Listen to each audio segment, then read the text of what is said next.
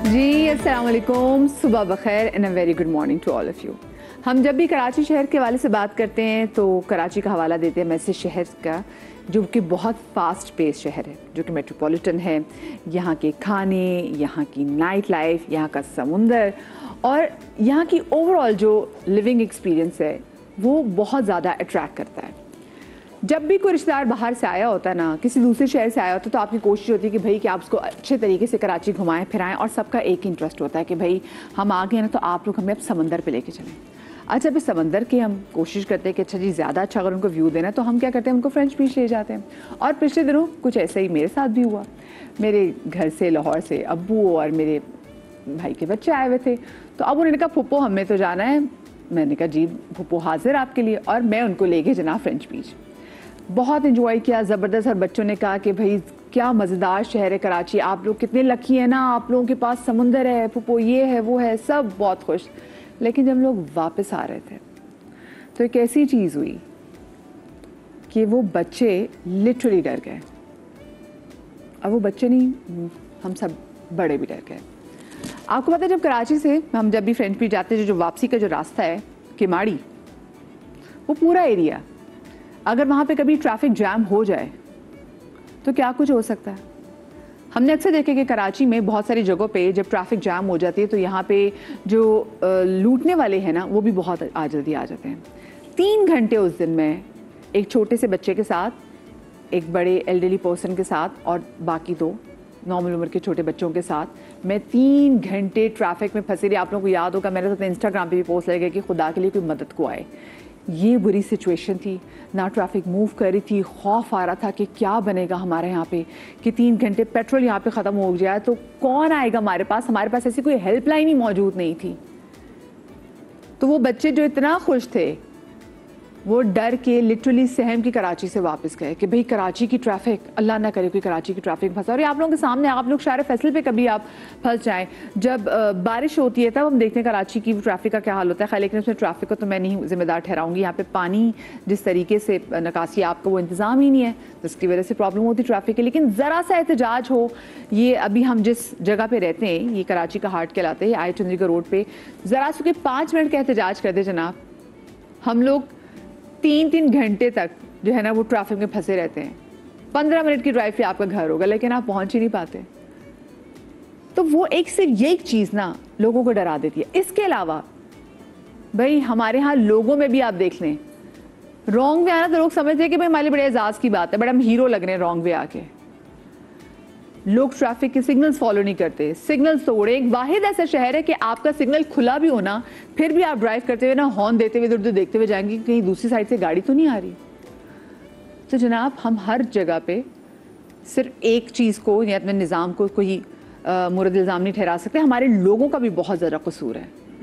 और आज मेरा सवाल भी आप लोगों से यही है, क्या हमारा निज़ाम ठीक नहीं है या हमारी आवाम ठीक नहीं है? अगर मैं ट्रैफिक के हवाले से बात करूँ, आज मेरे साथ DIG ट्रैफिक कराची वो भी यहाँ पे मौजूद होंगे, कुछ हमारे सेलिब्रिटी गेस्ट भी मौजूद होंगे। मैं आप लोगों की भी कॉल जनाब शामिल करूँगी क्योंकि बहुत ज़रूरी है कि हमारी कराची की जो ट्रैफिक है ये अब बेहतर हो जाए, लोगों को आसानियाँ हो। खुदा ना खासा कोई अगर फंस जाता है, कोई खातून फंस जाती है, कोई ऐसे जैसे मेरे साथ वाक़या हुआ, कोई ऐसा बंदा फंस जाता है तो उसको हेल्पलाइन पता होना चाहिए कि वो किस नंबर पर कॉल करके बुला सकते हैं जो उनकी आके कोई हेल्प कर सके। ठीक है जी जनाब। तो शो में हमारे साथ मौजूद हैं हिना रिजवी, आसम और साथ में पीर मोहम्मद शाह जो कि DIG ट्रैफिक कराची हैं, और साथ में हमारे साथ SO section officer Asad Shaikh साहब भी मौजूद हैं।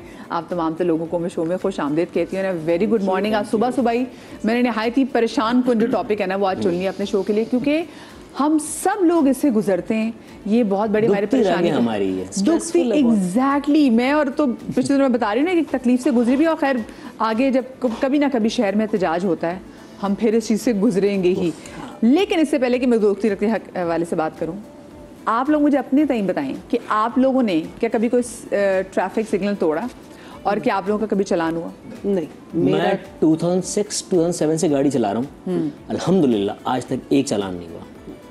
कोई ना सीट बेल्ट के ऊपर। पुलिस वाला पहचान गया था आपको? नहीं, उसके अलावा भी अपार्ट फ्रॉम दैट को पहचान गया तो उनका प्यार है, लेकिन वॉल्यूशन के ऊपर अल्हम्दुलिल्लाह आज तक कभी कोई चलान नहीं हुआ। मैं तो खास तौर पे अच्छा ये सीट बेल्ट वाला जो हमारा थोड़ा सा रुझान है ना 3-4 साल 5 साल पहले आया है, सही है। मैं 2006 से सीट बेल्ट लगा रहा हूँ, मेरे दोस्त मजाक उड़ाते थे, कह रहे सीट बेल्ट यहाँ पे कौन लगाता है। मैंने कहा यार मेरी सेफ्टी के लिए भाई, वही जो बाइकर्स के लिए हेलमेट का है काम, गाड़ी वाली के लिए सीट बेल्ट का है। आपकी अपनी सेफ्टी है, वो तो बेचारा अगर पुलिस वाला चालान करे तो आपको तंबी कर रहा है कि भाई आप अपनी जिंदगी का ख्याल रखें, आप सीट बेल्ट लगाएं। नहीं लगाते लोग। बड़ी फनी सी और बड़ी वाहियात किस्म की बात भी है कि अगर आप सीट बेल्ट लगाएं तो ये जो आपके दोस्त है ना, पहले आपको मजाक भी उड़ाते थे, अल्लाह अल्लाह देखो मम्मी डैडी को देखो सीट बेल्ट लगा। अरे भाई सिक्योरिटी, हमारी सिक्योरिटी के लिए है। आपने कभी कोई सिग्नल तोड़ा हो, कभी आपको लग रहा हो कि हाँ भी आप वैसे अपनी सेफ्टी के लिए भी कि यार रात का बहुत टाइम है और कोई है नहीं, तो फिर आप मैंने बहुत ही कोई आइसोलेटेड जगह से गुजर हो रहा हो तो फिर तो मैं समझती हूँ कि मजबूरन ऐसा करना चाहिए, वैसे नहीं करना चाहिए। खवातीन जो है, लेकिन मैं कोई उस और टाइमिंग्स में बाहर ही नहीं होती, इसलिए ऐसा एक्सपीरियंस रहा नहीं। हाँ अलबत्ता ये ज़रूर हुआ है कि मेरी कार जो है वो 2-3 दफ़ा लिफ्ट ज़रूर हुई। उसकी वजह ये भी है कि एक जगह जहाँ दुनिया हमेशा मैंने देखा है गाड़ी पार्क कर रही है, अगर वहाँ पे मुझे नो पार्किंग का साइन नहीं नजर आएगा तो how would I know it's a no parking area. तो ये इस चीज़ से मैं ज़रा परेशान भी हुई। मैंने सवाल जब किया वहाँ पे पहुँचकर अपनी गाड़ी लेने के लिए, तो मुझे आगे से मुझसे ही सवाल किया गया, आपने वहाँ पार्किंग का साइन देखा था? मैंने कहा चले ये तो आप बड़े अच्छी वजाहत दे रहे हैं मुझे।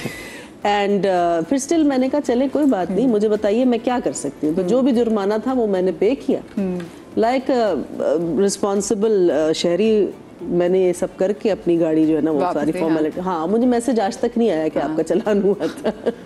क्या बात है। एंड आई इवन न्यू कि कितने पैसे होते हैं उसके, बट मुझसे कितने चार्ज किए गए ये भी मुझे याद है। खैर कितने पैसे चार्ज किए थे? ज्यादा नहीं थे, ज्यादा बस डबल थे, लेकिन इतने ज्यादा नहीं, वैसे ही कम है उसकी एक्चुअल प्राइस जो। ओके सर, मुझे बताएं कि क्या आप में से बड़े अफसरान के भी कभी चालान हुए? कभी जल्दी में आपके ड्राइवर ने गाड़ी तेज भगा दी हो? हाँ मेरा तो हुआ है। हुआ है? जी हाँ, मेरा काफ़ी दफ़ा हुआ है, ख़ास तौर पे हाईवेज़ के ऊपर, मोटरवेज़ के ऊपर। कराची में भी एक दफ़ा हुआ है। तो इंसान तो गलती करता है। और तो आपने ड्राइवर को तो फिर उसका एक चालान अलहदा से और उसकी डांट अलहदा से होती होगी? वो तो इंसान वो भी है। बहरहाल we have to obey the law, before law we are all equal.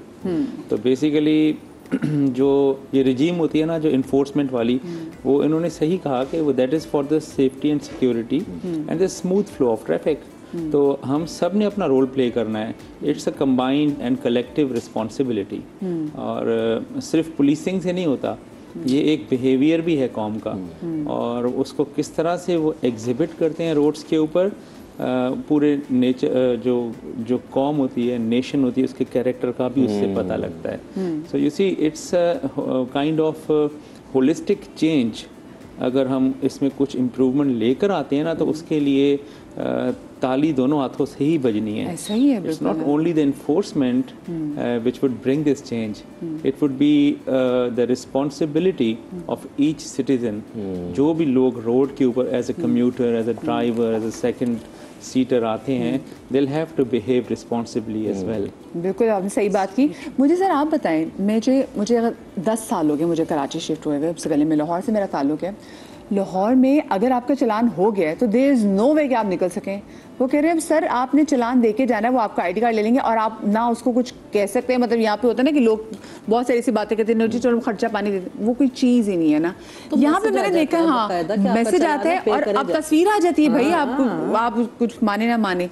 यहाँ पे मैंने देखा कि लोग बदतमीजी करते हैं। मुझे ये चीज़ बहुत ज़्यादा फील होती है कि जो ट्रैफिक सार्जेंट खड़े हुए होते हैं वहाँ पे लाहौर में, लोगों की हिम्मत नहीं होती कि आप ट्रैफिक सार्जेंट से बदतमीजी करें, उसको पता है कि उसको और ज़रा फाइन होगा, लेकिन यहाँ पे लोग बहुत ईजी लेते हैं। इसकी क्या वजह है?